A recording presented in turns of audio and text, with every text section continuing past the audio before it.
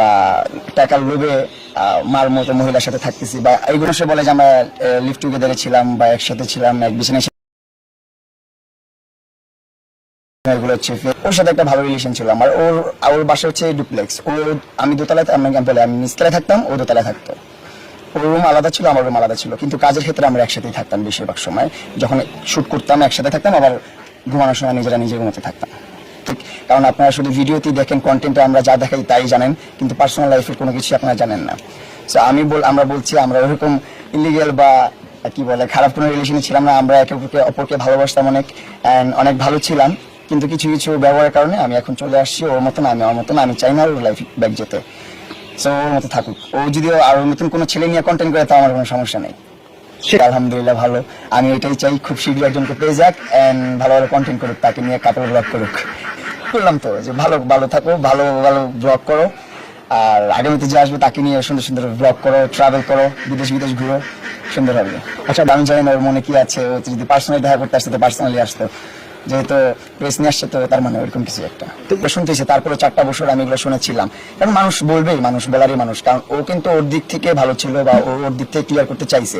ও অনেকগুলো video upload করছে যে আমরা বিয়ে করি নাই, আমাদের একটা ভালো রিলেশন আছে, আমরা ভালো আছি, আপনারা দোয়া করবেন। তারপর মানুষ কিন্তু বাজে কমেন্ট করছে। যখন অতিরিক্ত মাত্রায় বাজে কমেন্ট চলে আসছে, তখন আমি আর লাইলা দুজনই আর কখনো বলার চেষ্টা করি নাই যে আমরা বিয়ে করি নাই বা কি করছি। আমরা বলছি এটা পরে জানাবো শেষ।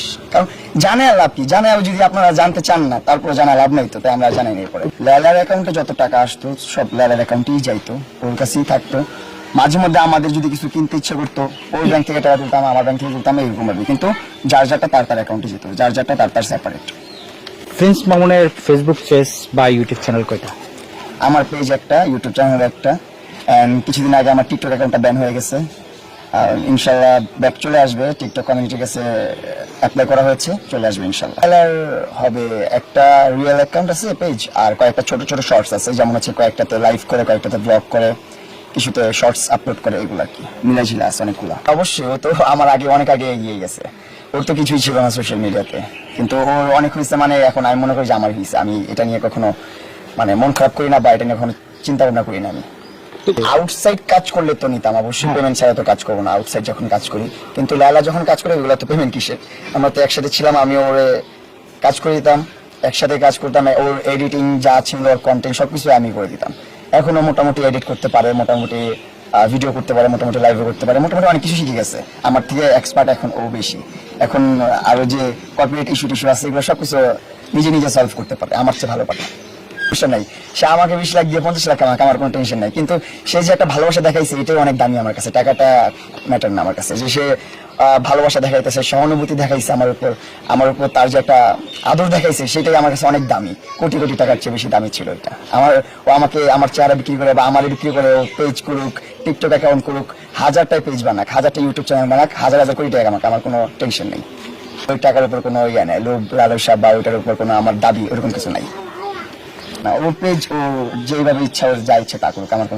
আচ্ছা মামুন, আপনার কাছে যতবার আমি লাইলা আপনার ইন্টারভিউ নিয়েছি, আমার কিন্তু কমন একটা প্রশ্ন ছিল আর থাকে, সেটা হলো যে আপনি কবে ছেড়ে যাচ্ছেন লাইলাকে, এরকম একটা প্রশ্ন আমি সবসময় করি। এই তো চলে আসলাম, কিন্তু তখন কিন্তু এরকম বলা হয়েছিল ভেরি সুন, হ্যাঁ শীঘ্রই বলা হয়েছিল আপনাদেরকে। তখন বলা হয়েছিল, আপনারা ইন্টারভিউটা দেখেন তাই। মানে তখনই আপনি কনফার্ম ছিলেন, আপনি থাকতেছেন না? না, কারণ আস্তে আস্তে জিনিসটা তো হুট করে আর আমি চলে আসি না। হুট করে আর এত 4 বছরের একটা রিলেশন, এত মানুষ আমার গিবত করছে, এত মানুষ আমার বদনাম করছে, বিয়ে না করেও মানুষের কাছে শুনতে হয়েছে যে টাকা লোভে বুড়া বিটি বিয়ে করছি। ভালোবাসে সেটা, মানে অনেক আমার জীবনে কেউ আসে নাই আর আসবেও না ইনশাল্লাহ। কারণ আমার এখন আর এগুলোর মধ্যে কোনো ইন্টারেস্ট নাই, রিলেশনের প্রতি কোনো রকম ইন্টারেস্ট নেই। আমি কোনো রিলেশনে যাব না, আমি সিঙ্গেল থাকবো, কন্টেন্ট করবো আগের মতন। আগের প্রিন্স মামুনকে আপনারা যেভাবে চিনতেন, একটু নাচানাচি করতো, দৌড়াদৌড়ি করতো, পাগলামি করতো, চুল কালার করতো, কি করতো না করতো, ওইরকমই পাবেন, একটু কোয়ালিটিফুল পাবেন। সিঙ্গেল থাকবেন। যে বাংলাদেশের একজন সুপারস্টার আছে জায়েদ খান, তিনি বলছে সিঙ্গেল থাকবেন, তার সাথে কি সুর মিলালেন নাকি? তার সাথে সুর মিলাবো কেন? আমাদের এই দেশের বাদ দিলেও কিন্তু আরেকটা দেশ আছে, সেখানে কিন্তু আরেকজন আছে, সেও সিঙ্গেল থাকে, তার সাথে কম্পেয়ার করতে পারেন। হ্যাঁ, দেখা সাক্ষাৎ হয়েছিল, চাঁদ রাতে এসেছিল আমার বাসায়, দেখা হয়েছিল। দেন আমি বলছি চলে যাও, বাসায় থেকো না, ওরা চলে গেছে। আবার কয়েকদিন আগে আসছে, আমি বলছি তুমি চলে যাও, আমার রুমে বসো না, আমার রুম থেকে চলে যাও। চলে গেছে। বাড়িতে মেহমান আসলে এইভাবে ইয়ে করেন আপনি? না, আমার হচ্ছে যে মেহমান না তো, ও তো আমার একজন আপন মানুষ ছিল, আচ্ছা, এখন নাই। মানে সে অপমান করতে না, মানে আমি আমার রাগ থেকে গুসা থেকে গেছি না, এবার আর কোনো রাগ ভাঙার সম্ভাবনা নাই। ওই যে বললাম 2 দিন আগে আসছিল, তখন হচ্ছে আমার আপন ফুপু মারা গেছে, তার জন্য সবাই দোয়া করবেন, সবাই দোয়া করবেন আমার ফুপুকে যেন জান্নাতবাসী করে আল্লাহ তাআলা। 4 দিনের একটা অনুষ্ঠান হয় আপনারা জানেন, মারা যাওয়ার পর ওই 4 দিনের অনুষ্ঠানে লালা আসছিল সকালবেলা। দেন আমি বলছি চলে যাও, ও আম্মু তো হচ্ছে যে ভালোবাসে ওকে, কারণ আম্মু দেখছে 4 বছর যাবত একসাথে ছিল, তো আম্মুর সাথে করে নিয়ে আমার ফুপুর বাসায় গেছিল। ফুপুর বাসায় 4 দিনের যে অনুষ্ঠানটা ওইখানে অ্যাটেন্ড করছে, অ্যাটেন্ড করে ওইখান থেকে বিদায় দিয়ে দিচ্ছে। দেন আমি আবার বিকালবেলা গেছি। লালা এসেছিল একাই, ওর সাথে ড্রাইভার ছিল, আরেকটা ভাইয়া ছিল, তেমন কেউ ছিল না। আপনাদের প্রেসির একজন ছিল আর একজন ড্রাইভার ছিল, আর কি ছিল না। আমি কোনোভাবেই দেখি না, আমার লাইফের যা বদনাম হওয়ার যা হওয়ার সবই হয়ে গেছে, এখন আর কোনো কিছুর ভয় নাই আমার জীবনে। এখন আমার জীবনের একটাই নেশা, একটাই মানে খিদা, যে নিজের সম্মান কামাবো, আর কিছুই না। এটা কখনো পসিবল না ওর দ্বারা। যাই হোক, এটা আমি আর আত্মহত্যা মহাপাপ, এটা করা উচিত না, আর ওটা করবে না।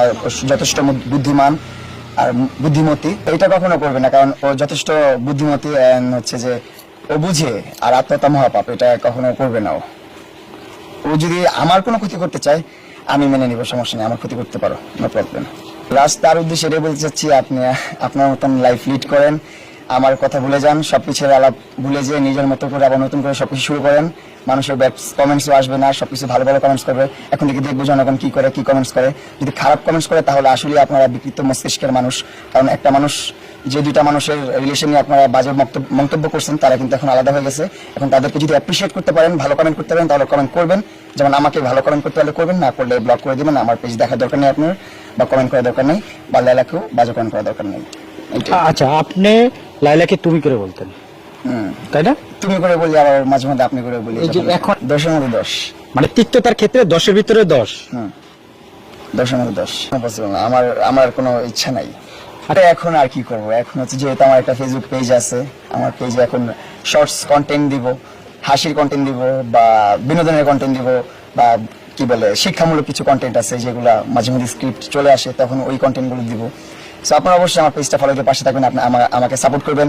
এন্ড আমি কিছু একটা করে দেখাইতে চাই যে আমি পারবো কিছু একটা করতে। ভালোবাসার মানুষের কাছে আমি সারা জীবন কৃতজ্ঞ, তাদের কাছে আমি মুখে বলে প্রকাশ করতে পারবো না, কারণ আমার বাবা মার স্বপ্ন আমি পূরণ করতে পারছি আপনাদের কারণে। যেমন আমার বাবা মার স্বপ্ন ছিল একটা দালান বাড়ি হবে তাদের নিজেদের, তো তাদের নিজেদেরকে একটা দালান বাড়ি করে দিতে পারছি। এটা আমার অনেক বড় একটা অ্যাচিভমেন্ট আমার জীবনের, এটাই আমার সফলতা। যতই গালাগালি করেন, যতই যাই করেন, আমার জীবনে যতই পাপ করছি আমি একটা পূর্ণ করছি, আমি আমার বাপ মার একটা বাড়ি করে দিতে পারছি। এইটাই, আর কিছু লাগবে না আমার।